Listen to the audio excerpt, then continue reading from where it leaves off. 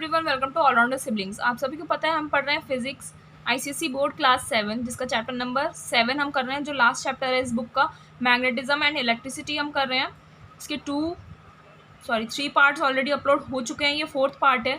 Last part में हमने electricity के बारे में पढ़ा था, ठीक है। इलेक्ट्रोमैग्नेटिज्म, इंडक्शन क्या होता है, इलेक्ट्रोमैग्नेटिज्म क्या होता है, ये बहुत सारी टेक्निक्स हमने पढ़ी थी, ठीक है। आज हम पढ़ने वाले हैं इलेक्ट्रिक करंट के बारे में पढ़ेंगे। इलेक्ट्रिक करंट आप सभी को पता है, लेकिन उसके अंदर का थोड़ा सा डिटेल्ड स्टडी हम करने वाले हैं। तो चलिए लेक्चर स्टार्ट करते हैं। वीडियो को ज़रूर लाइक कीजिएगा, शेयर कीजिएगा अपने फ्रेंड्स क्लासमेट्स के साथ और चैनल को सब्सक्राइब करना ना भूलें। Electric current is always associated with the movement of charges. अगर इलेक्ट्रिक करंट की बात हो रही है तो यानी कि उसके अंदर जो भी चार्जेस हैं उनका मूवमेंट हो रहा है। We know that all matter is made up of atoms. ये आप स्टार्टिंग से पढ़ते आ रहे हो कि मैटर जितना भी है, जो भी चीज़ें आपके आसपास प्रेजेंट है, सभी एटम्स की बनी होती हैं। Atoms contain protons and neutrons in their nucleus. Atom में उन जो न्यूक्लियस प्रेजेंट होता है उसमें तो प्रोटॉन्स और न्यूट्रॉन्स प्रेजेंट होते हैं, और electrons in orbits around the nucleus. और न्यूक्लियस के चारों तरफ ऑर्बिट्स होते हैं जिसमें इलेक्ट्रॉन्स प्रेजेंट होते हैं। प्रोटॉन्स आपके पॉजिटिवली चार्ज होते हैं, इलेक्ट्रॉन्स नेगेटिवली चार्ज होते हैं। Neutrons have no charge, neutrons पे कोई चार्ज नहीं होता है। Electrons in the outermost orbits are loosely bounded and are known as free electrons. Electrons जो आउटरमोस्ट ऑर्बिट्स में होते हैं वो बहुत लूजली बाउंड होते हैं और उन्हें हम फ्री इलेक्ट्रॉन्स बोलते हैं।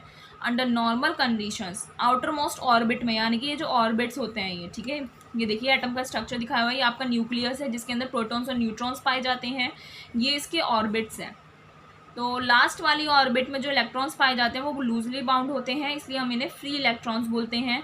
जब नॉर्मल कंडीशंस आती हैं, the free electrons move randomly in all directions as shown. जब नॉर्मल कंडीशंस होती हैं तो फ्री इलेक्ट्रॉन्स जो होते हैं वो रैंडमली किसी भी डायरेक्शन में मूव कर सकते हैं। आपको जैसे यहाँ दिखाया हुआ है, ये इलेक्ट्रॉन के पार्टिकल्स हैं, ठीक है, इलेक्ट्रॉन चार्जेस हैं, जो वो रैंडमली मूव कर रहे हैं नॉर्मल कंडीशंस में। However, लेकिन when electrons are forced to move or flow in a particular direction, they constitute an electric current or electricity. जब इलेक्ट्रॉन्स को फोर्स किया जाता है कि वो एक पर्टिकुलर डायरेक्शन में मूव करें या एक पर्टिकुलर डायरेक्शन में फ्लो करें, तो वो एक इलेक्ट्रिक करंट या इलेक्ट्रिसिटी आप बोल सकते हैं वो प्रोड्यूस करते हैं, ठीक है। यहाँ तो ये रैंडमली मूव कर रहे हैं, यहाँ पर आप देखिए ये एक पर्टिकुलर डायरेक्शन में फ्लो कर रहे हैं, यानी कि इलेक्ट्रिसिटी कंस्टिट्यूट करी इन्होंने। So an electric current is defined as, इसीलिए इलेक्ट्रिक करंट की क्या डेफिनेशन बनती है आपकी, अमाउंट ऑफ चार्ज, वो चार्ज का amount which is flowing through a given cross section of a conductor in a unit time. यानी कि किसी भी टाइम में, यूनिट टाइम में एक कंडक्टर के क्रॉस सेक्शन में, कंडक्टर के अंदर जो जितना अमाउंट ऑफ चार्ज फ्लो कर रहा है उसे ही हम क्या बोलते हैं, इलेक्ट्रिक करंट बोलते हैं। ये हो गई आपकी बात इलेक्ट्रिक करंट की। आई होप आप सभी को अच्छे से समझ में आ रहा है। पोटेंशियल डिफरेंस अब हम पढ़ते हैं। पोटेंशियल डिफरेंस क्या होता है, we have seen that electrons move randomly under ordinary conditions. हमने देखा है कि इलेक्ट्रॉन्स जो है रैंडमली मूव करते हैं जब नॉर्मल कंडीशंस होती हैं। But to constitute an electric current, लेकिन अगर हमें इलेक्ट्रिक करंट कॉन्स्टिट्यूट करना है, प्रोड्यूस करना है, they need to move in some particular direction, उन्हें पर्टिकुलर डायरेक्शन में मूव करवाना पड़ता है। So the movement in the particular direction is achieved with the application of some force. तो पर्टिकुलर डायरेक्शन में जो आप मूवमेंट करवाते हो वो कैसे करवाओगे, जब उस पर कुछ फोर्स लगाओगे, ठीक है, क्या एक फोर्स लगाओगे तभी तो मूव करेंगे। So, just as water maintains its level by flowing from higher level to a lower level till a common level is reached, in the same way, electrons also flow from a higher level to a lower level. जैसे water अपना level maintain रखता है, कैसे maintain रखता है, higher level से lower level में जाकर, ठीक है, जब तक कॉमन लेवल नहीं आ जाता है तब तक वो फ्लो करता है। ऐसे ही इलेक्ट्रॉन्स भी हायर लेवल से लोअर लेवल में जाते हैं। As for water to flow, अब जैसे वाटर को फ्लो करने के लिए the 2 levels in the containers में जो 2 डिफरेंट लेवल है वाटर का वो डिफरेंट हाइट्स पर होना चाहिए आपका। जैसे आपको यहाँ पर दिखाया हुआ ये 2 कंटेनर हैं, डिफरेंट हाइट्स पर है, तभी तो वो हायर से लोअर में जाएगा, है ना। सिमिलरली इलेक्ट्रॉन्स को फ्लो करने के लिए दोनों कंडक्टर्स जो लेंगे आप, इलेक्ट्रिसिटी कंडक्टर में तो कंडक्ट होगी, तो दोनों कंडक्टर्स डिफरेंट लेवल्स पर होने चाहिए, ठीक है, जिसे हम बोलते हैं इलेक्ट्रिकल पोटेंशियल। आपके कंडक्टर्स भी डिफरेंट लेवल पर होने चाहिए, तभी आपके इलेक्ट्रॉन्स जो हैं वो हाई लेवल से लोअर लेवल में ट्रांसफ़र हो पाएंगे, मूव कर पाएंगे, तभी आपका इलेक्ट्रिक करंट कॉन्स्टिट्यूट होगा। Electric charge will flow from a body at higher potential to a body at lower potential. Body means यानी कि यहाँ पर आप बात कर रहे हो कंडक्टर की, क्योंकि इलेक्ट्रिसिटी आप प्रोड्यूस करना चाह रहे हो तो कंडक्टर ही तो लगाओगे आप। तो इलेक्ट्रिक चार्ज जो फ्लो करेगा वो हायर पोटेंशियल वाले कंडक्टर से लोअर पोटेंशियल वाले कंडक्टर में जाएगा। कन्वेंशनली यानी कि लॉजिकली अगर हम देखें, positively charge body is considered at higher potential. अगर पॉजिटिवली चार्ज बॉडी है तो उसका हाई पोटेंशियल होगा और नेगेटिवली चार्ज बॉडी है तो उसका लोअर पोटेंशियल होगा। The earth is considered to be at zero potential, और अर्थ का पोटेंशियल क्या होता है आपका, जीरो पोटेंशियल होता है, बैलेंस्ड होता है। So current flows only if there is a potential difference. Current कब फ्लो करेगा, अगर पोटेंशियल डिफरेंस है। पोटेंशियल डिफरेंस किसके बीच में, बिटवीन द टू बॉडीज, दो बॉडीज के बीच में अगर पोटेंशियल डिफरेंस है तभी इलेक्ट्रिक चार्ज फ्लो करेगा। हायर द पोटेंशियल डिफरेंस, जितना ज़्यादा पोटेंशियल डिफरेंस होगा उतना ही ज़्यादा करंट फ्लो होगा। Potential difference is measured in SI units in volts. Potential difference measure करते हैं, उसकी एसआई यूनिट क्या होती है, वोल्ट्स होती है। अब हम पढ़ेंगे डायरेक्शन ऑफ करंट के बारे में। हमने पोटेंशियल डिफरेंस पढ़ लिया, उसकी एसआई यूनिट पढ़ ली, ठीक है। करंट की डायरेक्शन के बारे में बात करते हैं। When electricity was discovered, electric current was assumed to be the flow of positive charges and direction of flow of positive charges was taken to be the direction of the electric current. जब electricity discover हुई थी तो electric current को ये सोचा जाता था कि पॉजिटिव चार्जेस फ्लो करते हैं इलेक्ट्रिक करंट में, और पॉजिटिव चार्जेस का जो फ्लो की डायरेक्शन होती थी वो इलेक्ट्रिक करंट किस डायरेक्शन में फ्लो कर रहा है उसकी डायरेक्शन अज्यूम करी जाती थी। लेकिन वी नाउ नो दैट, आज हमें ये पता है that electric current is flow of electrons. Electric current जो होता है वो इलेक्ट्रॉन्स का फ्लो होता है। Electric current is flow of electrons and not of positive charges. Electric current electrons का फ्लो होता है, पॉजिटिव चार्जेस का नहीं होता, क्योंकि आपके पॉजिटिव चार्जेस कहाँ पर प्रेजेंट होते हैं, आपके न्यूक्लियस में प्रेजेंट होते हैं किसी भी एटम के।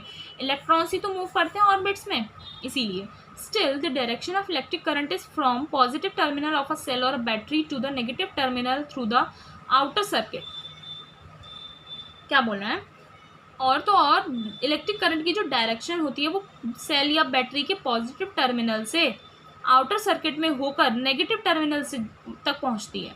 सो इन आवर सर्किट डायग्राम्स, इसीलिए हमारे सर्किट डायग्राम्स में, सर्किट डायग्राम्स आप हायर क्लासेस में पढ़ोगे, इसका इंट्रोडक्शन भी है आगे चैप्टर में। We put arrows in the diagram.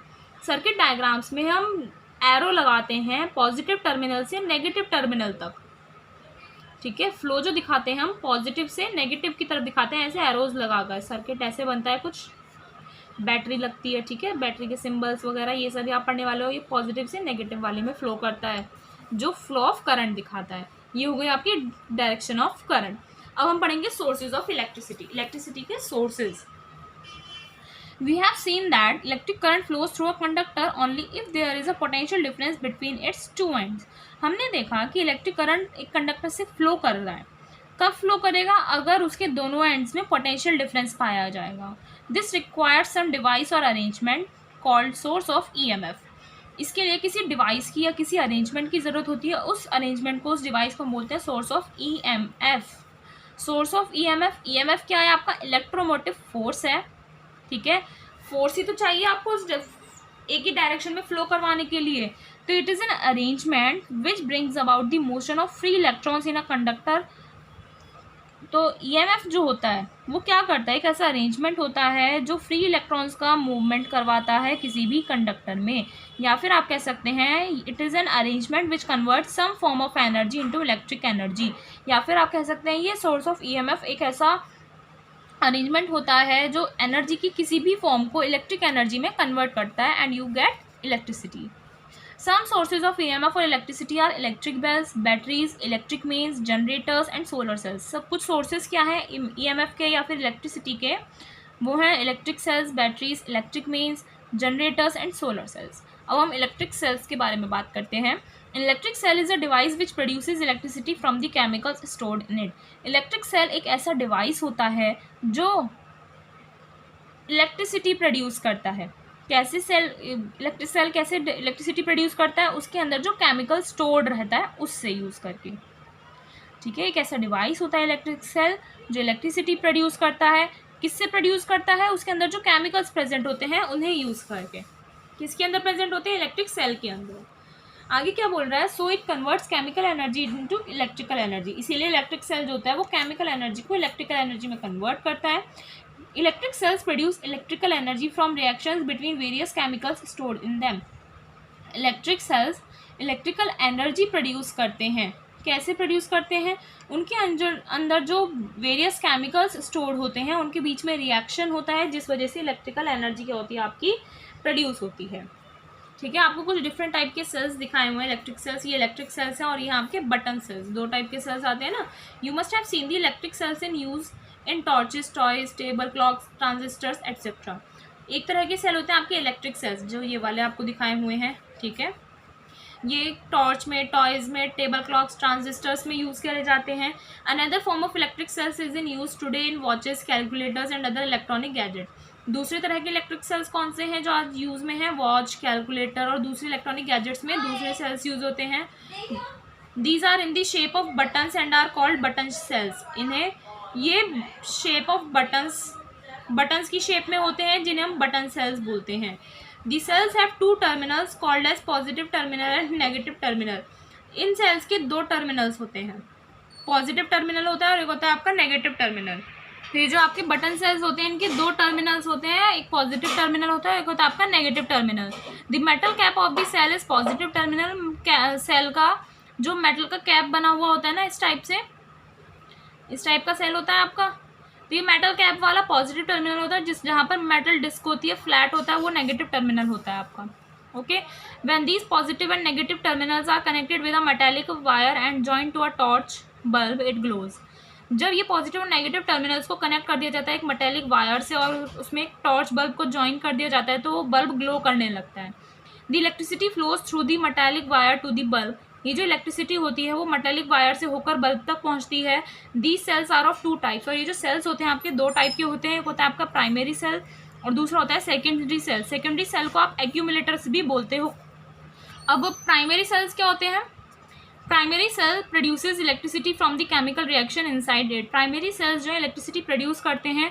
कैसे? उनके अंदर जो केमिकल्स स्टोर्ड होते हैं ना, उसमें रिएक्शन होने की वजह से इलेक्ट्रिसिटी प्रोड्यूस होती है प्राइमरी सेल्स में। When the chemical in the cells are used up. जब सेल्स में जो केमिकल प्रेजेंट होता है वो यूज्ड अप हो जाता है, they do not produce electricity. वो इलेक्ट्रिसिटी प्रोड्यूस नहीं कर पाते हैं क्योंकि केमिकल ही खत्म हो गया ना, जिस वजह से इलेक्ट्रिसिटी प्रोड्यूस होती थी। They can not be made reversible. आप इसे रिवर्स नहीं कर सकते, means they can not be recharge. आप उसे रिचार्ज नहीं कर सकते हो प्राइमरी सेल्स को। The cells have to be disposed of and new cells are use to get electricity. और इन सेल्स को आपको डिस्पोज ऑफ करना पड़ता है, फेंकना पड़ता है, और न्यू सेल्स को यूज़ करना पड़ता है इलेक्ट्रिसिटी जनरेट करवाने के लिए। For example voltaic cells, dry cell, ये सभी प्राइमरी सेल्स होते हैं। These cells are used in toys, transistors and clocks etcetera. ये सेल्स टॉयज, ट्रांजिस्टर्स और क्लॉक्स में यूज़ होते हैं। Voltaic cell, dry cell and Leclanche cell are examples of primary cell. Primary cell के और कौन से एग्जाम्पल्स हैं आपके? वोल्टेक सेल, ड्राई सेल और लेक्लेंच सेल। उसमें से आपको वोल्टेक सेल और ड्राई सेल यहाँ पर आपको दिया हुआ है। वोल्टेक सेल में क्या होता है? These cell consist of two metallic rods like zinc and copper. Voltaic cell में दो मेटालिक रॉड्स प्रेजेंट होती हैं, जिंक की और कॉपर की। कोई भी दो मेटल की हो सकती हैं, जिंक है और एक कॉपर है। These two rods are placed in a chemical. इसके अंदर एक केमिकल होता है जिसे हम इलेक्ट्रोलाइट बोलते हैं। When these two rods are connected with a metallic wire, currents start flowing. और जब इन दोनों रॉड को आप एक इलेक्ट्रिक मेटालिक वायर से कनेक्ट कर देते हो तो करंट फ्लो करना स्टार्ट कर देता है। ये आपको वोल्टेक सेल का डायग्राम दिखाया हुआ है। ये एक कंटेनर है जिसमें दो रॉड्स रखी हैं आपने, एक जिंक की और एक कॉपर की। ठीक है, और ये आपका इलेक्ट्रोलाइट है, डाइल्यूट H2SO4। जब इनके बीच में रिएक्शन होता है तो हाइड्रोजन के बबल्स बनते हैं और बल्ब करंट फ्लो करना स्टार्ट कर देता है। ये था आपका वोल्टेक सेल। अब हम पढ़ते हैं ड्राई सेल। ड्राई सेल में उसका कंस्ट्रक्शन देखते हैं, ड्राई सेल बनता कैसे है। Dry cell consist of a zinc container. उसमें एक जिंक का कंटेनर होता है, कार्बन रॉड होती है जिसमें ब्रास कैप लगा हुआ है, ब्रास का कैप लगा हुआ होता है, और उसे सेल के सेंटर में रख देते हैं। This is fitted with a metal cap, जिसे मेटल कैप के साथ फिट करके रखा जाता है। The metal cap behave as positive terminal. जो मेटल कैप होती है अभी बताया था, वो पॉजिटिव टर्मिनल की तरह काम करती है। Base of zinc container act as negative terminal. और जिंक कंटेनर का जो बेस होता है वो नेगेटिव टर्मिनल की तरह काम करता है। The space around the carbon rod is filled with a mixture of chemicals like manganese dioxide and carbon in a muslin bag. और जो स्पेस बच जाता है सारे सेटअप के बाद कार्बन रॉड के चारों तरफ उसे फिल कर दिया जाता है केमिकल्स के मिक्सचर के साथ, जैसे मैंगनीज ऑक्साइड और कार्बन के मिक्सचर के साथ उसे फिल कर दिया जाता है एक मुस्लिन बैग में। Moist paste of ammonium chloride is used as electrolyte, और इसमें इलेक्ट्रोलाइट के लिए एक पेस्ट बनाया जाता है अमोनियम क्लोराइड का, उससे उसे फिल कर दिया जाता है, इलेक्ट्रोलाइट की तरह उसे यूज़ किया जाता है। The container is wrapped with an insulator and its top is properly sealed. उसके बाद कंटेनर को रैप कर दिया जाता है कि इंसुलेटर से, और उसके टॉप को भी प्रॉपरली सील कर दिया जाता है। तो ये ड्राई सेल का आपको यहाँ पर पिक्चर दिखाया हुआ है, ठीक है। ये कार्बन रॉड है, मॉइस्ट पेस्ट लगाया जाता है, ये सेपरेटर दिया हुआ है सेपरेट करने के लिए, जिंक की कैन है, और ये रैपर है जिससे इसे रैप किया गया है। अब आती है इसकी वर्किंग, काम कैसे करता है ये। Chemicals inside the cell keep on reacting at a slow rate. Chemicals जो होते हैं सेल के अंदर वो स्लो रेट पर यानी कि धीरे धीरे क्या करते रहते हैं, रिएक्शन करते रहते हैं धीरे धीरे।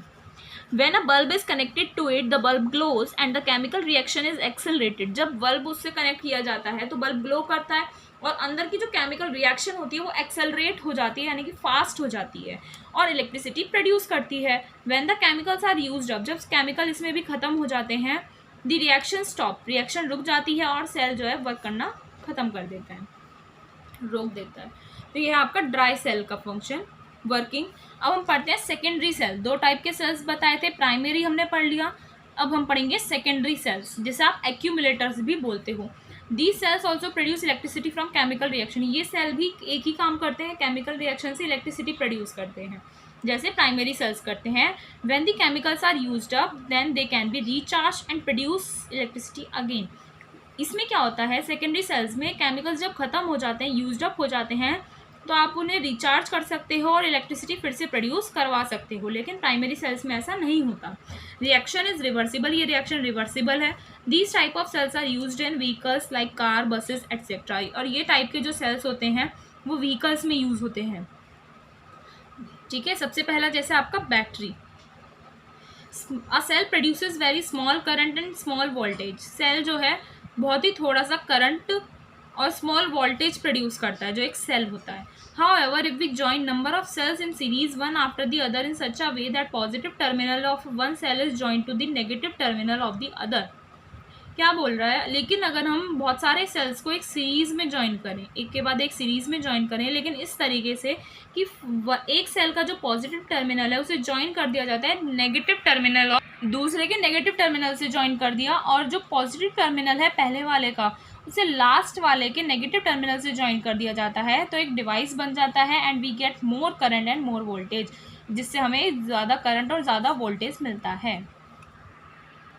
अब हम पढ़ेंगे next topic, electric circuits and circuit diagrams क्या होते हैं। तो सबसे पहले इलेक्ट्रिक सर्किट के बारे में बात करते हैं। इट इज़ अ पाथ, ये एक रास्ता होता है थ्रू विच, जिसके थ्रू करंट फ्लो करता है। इलेक्ट्रिक सर्किट में भी कंप्लीट हो सकता है आपका यानी कि क्लोज्ड हो सकता है, या फिर इनकम्प्लीट हो सकता है यानी कि ओपन सर्किट हो सकता है।